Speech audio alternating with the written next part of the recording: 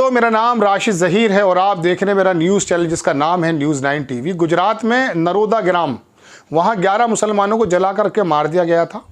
नरोदा पाटिया तो अलग जगह है दर्शकों, वहाँ 97 मुसलमानों को मार दिया गया था, यहाँ 11 को मारा। इसके अंदर बाबू बजरंगी, जिसका वीडियो आपने देखा है, मैं लगा रहा हूँ बराबर में, वो कह रहा था कि जब हमने गर्भवती की औरत के महिला के पेट को चीरा तो उसके अंदर जो फेटस जो निकला था बच्चा, उसको हमने तलवार की नोक पे रखा। वीडियो में मौजूद है।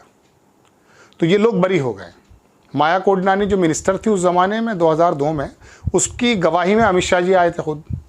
तो ये अदालतों पर तो कोई टिप्पणी करने का अधिकार मुझे नहीं है, न जर्नलिज्म के तकाजे।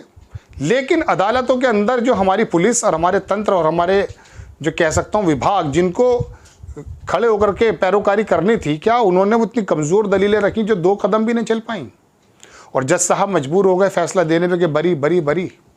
और ये बरी खाली गुजरात में, ये खबर तो आपके कानों तक पहुंच चुकी है, मैं विस्तार से बता रहा हूँ। उत्तर प्रदेश के मेरठ के मलियाना में 68, 70, 72 मुसलमान मार दिए गए, वो बरी हो गए। तो क्या वो मुसलमान मरे नहीं थे, वो व्यक्ति मरे नहीं थे? यहाँ नरोदा ग्राम के अंदर क्या 11 मुसलमानों को जिंदा नहीं जला दिया गया था? क्या जयपुर के अंदर सब लास्ट के अंदर जो बरी हो गए, वहाँ मार नहीं दिए गए थे 70 आदमी? जब आपको मालूम है कि मरे हैं तो फिर इन्हें मारा किसने, सवाल उठता है ना। फिर अदालतों की जजेस के हुक्म पर तो कोई बोल ही नहीं सकता है। लेकिन सवाल तो ये उठ रहा है कि जिस माया कोडनानी के पक्ष में अमित शाह जाकर के दलीलें दे रहे हों, गवाही दे रहे हों, कैसे संभव है? तो फिर ये 2012 में सज़ा क्यों हो गई थी दर्शकों? क्या उस समय ऐसा था कि प्रधानमंत्री नरेंद्र मोदी जी नहीं थे? 2006-07 में SIT बनी थी गुजरात के, उसमें इसी नरोदा में, उसने 2009 में काम किया, फिर वो अपनी रिपोर्ट दी, 2012 में सज़ा हो गई थी। 28 साल की एक हुई थी, बाबू बजरंगी को शायद उम्र कैद की हो गई थी। लेकिन ये बरी हो चुके हैं। ये क्यों हो रहा है? गुजरात की अदालतों के अंदर ये लोग फैसले उठा रहे हैं। अभी मैं एक प्रोग्राम में देख रहा था अदालतों के बारे में, मैं फिर बता रहा हूँ, मैं एक शब्द नहीं बोलूँगा।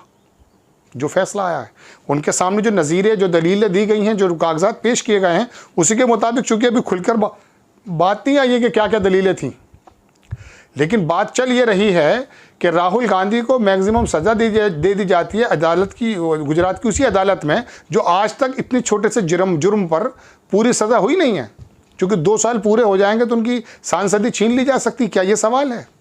लेकिन ये इतना बड़ा मैटर नहीं है। मैं फिर वहीं आ जाता हूँ कि इंसान मार दिए जा रहे हैं जयपुर में, मलियाना में, गुजरात में। किसी का 36 साल बाद फैसला आता है, किसी का 23 साल बाद। सभी सरकारें इसमें जिम्मेदार हैं, लेकिन वो बरी होते हैं। बाबू बजरंगी का तो खुलेआम वीडियो था ना दर्शकों। मलियाने के अंदर तो BBC ने भी रिपोर्ट बनाई है, मेरी साथी आई थी वहाँ, तो उन्होंने बताया कि वो गोली लगी हुई है कमर पर, निशान, जिंदा आदमी है। वो कह रहा कि मारा था। तो कौन सी ऐसी चीज़ें पेश करने में नाकाम रह गई हमारी प्रशासन, हमारी पुलिस, हमारे लोग, हमारे गवाह, देश के लोग, कि जो ये लोग बरी हो गए? बाबरी मस्जिद का ढांचा जब गिराया गया, उसमें बरी हुए सब लोग, मुरली मनोहर जोशी और आडवाणी साहब, उमा भारती। तो क्या बाबरी मस्जिद का ढांचा था नहीं? अदालतों पर सवाल उठाने की हमारी कोई भी मंशा नहीं है, लेकिन अदालतों के सामने पूरा का पूरा मवाद, पूरा का पूरा मामला क्यों नहीं रखा जा रहा है? ये क्षमादान क्यों हो रहा है? गुजरात के अंदर बिल्किस के बलात्कारियों को भारतीय जनता पार्टी का विधायक कहता कि संस्कारी ब्राह्मण है। मैं नहीं मान सकता कि वो ब्राह्मण भी हो सकते हैं, वो संस्कारी हो सकते हैं। जिन लोगों को सज़ा हो चुकी है, दोष साबित हो चुका है, जिन्होंने ऐसे माहौल में बलात्कार किए हों, उनकी बच्चों को दीवार से पटक कर मार दिया हो, अब जब वो वापस आए होंगे, उनके बच्चों से नज़रें मिला पा रहे होंगे या नहीं? सवाल तो आपके सामने भी खड़ा है। क्या 11 मुसलमान थे, 70 मुसलमान थे, इसलिए कोई मैटर नहीं बनता है? भाई बिहार के अंदर आपने देखा होगा दर्शकों कि वहाँ पर भी नरसंहार हुए, लेकिन बड़ी अदालतों में जाकर के वहाँ पर जो है वो बरी हुए। यहाँ तो यहीं बरी हो जा रहे हैं। और उस बाबू बजरंगी की बेटी को भारतीय जनता पार्टी बरी तो वो अब हुआ है कल, लेकिन उसकी बेटी को तो विधायक का टिकट देके जिता दिया गया है। तो क्या आपकी मंशा पे सवाल नहीं होना चाहिए भारतीय जनता पार्टी के नेताओं से? ये सवाल है। तो ये लोग हैं, ये इंसाफ का गला घुट रहा है या नहीं, वो आप देखें। लोगों ने क्या क्या कहा मलियाने के बारे में, जयपुर के बारे में, तमाम बातें मैं बार बार दोहराऊंगा, आपके सामने फ़ायदा नहीं है। ये खबर अब तक आ चुकी होगी, लेकिन बस सवाल ये खड़ा था कि क्या ये लोग मरे नहीं हैं? क्या गुजरात के अंदर लोगों को मारा नहीं गया? मारा तो किसने? एक सबसे बड़ी खबर जो मैं आपके सामने दूंगा इसमें, अभी उत्तर प्रदेश के प्रयागराज में एक माफिया था, उसको जब पुलिस के अभिरक्षा में मार दिया गया तो जय श्री राम के नारे लगाए गए। समझ में नहीं आया कि वो अतीक अहमद रावण का भाई था क्या? क्योंकि मर्यादा पुरुषोत्तम श्री राम जी जब अयोध्या वापस आए तब ये नारे गूंजे गए थे। वो अतीक अहमद के मारने पे जय श्री राम के नारे लगाए जाते हैं, और माया कोडनानी बजरंगी कल अहमदाबाद की SIT अदालत के बाहर भी ये नारे लगाए जाते हैं। तो क्यों? इससे इस बात का क्या ताल्लुक है? क्या भगवान श्री रामचंद्र जी इस बात से खुश हुए होंगे? बताइए कि अगर तुम पर आरोप है और तुम्हें पहले सज़ा भी हो चुकी है और किसी कारणवश आपको छोड़ दिया गया है, आपको बरी कर दिया गया है, तो भगवान राम कैसे खुश हो सकते हैं? अगर आप इन्वॉल्व थे, और चूंकि आपकी वीडियो साफ नज़र आ रही है, वीडियो में लगा देता हूँ। किसी को नहीं छोड़ा, पनपने नहीं चाहिए। मैं तो आज भी बोलता हूँ कि कुछ भी हो, लेडीज हो, बच्चे हो, कुछ भी हो, काटने से कुछ, मारो काटो जलाना, छोड़ो। कैसा लगता है जब मारते तो कैसा लगता है? मजा आता है सब। उसको मार के आके घर पे सो गए।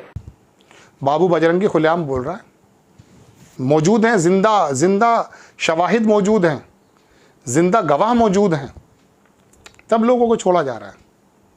फिर सवाल नहीं उठने चाहिए कि आप परक्यूशन कर रहे हैं एक विशेष समुदाय का किसी भी माध्यम से।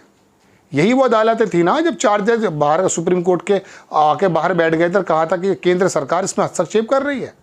और फिर वही गोगोई साहब थे जिन पर एक महिला ने आरोप लगाया और फिर उन्होंने जो है फैसले दिए। मैं आपको कई बार बता चुका हूँ कि सुप्रीम कोर्ट के जो 12 अध्यक्ष थे पूर्व, दुष्यंत दवे, उन्होंने कहा कि गोगोई साहब बहुत ज़्यादा कंप्रोमाइज़ हो गए थे उस केस के बाद। जाके देख सकते हैं आप, यूट्यूब पर पढ़ा है उनका बयान।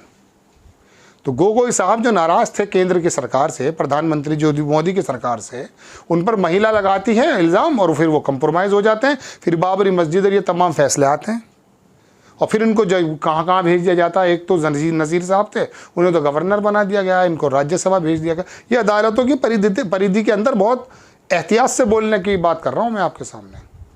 कंटेम्प्ट ऑफ कोर्ट हो जाएगा, जेल डाल दिया जाएगा। बोलूँगा नहीं मैं तो लोगों की जो बात है वो बताना चाहता हूँ कि क्या अदालतों के सामने ऐसी चीज़ें रखने से कासिर रहे आप? तो ये तमाम चीज़ें हैं। फिर भारतीय जनता पार्टी की वो बात, मुझे तो ये कहना चाहिए कि हम प्रधानमंत्री जी आइंदा जब भी कभी संबोधन करें देश को, 140 करोड़ जनता ना कहें, उसमें से 20 करोड़ लोग निकाल दें। क्योंकि उनके साथ अगर ऐसा हो रहा है आपकी सरकार में, तो फिर यूँ मत कहिए कि साहब हम पसमानदा के साथ खड़े हैं, हम कमज़ोरों के साथ खड़े हैं। ये लोगों का भी कहना, मेरा भी कहना है। आपको खबर कैसी लगी, अपनी कैसी लगेगी आपको खबर। नेक्स्ट टाइम किसी खबर के साथ आ जाता हूँ। जय हिंद।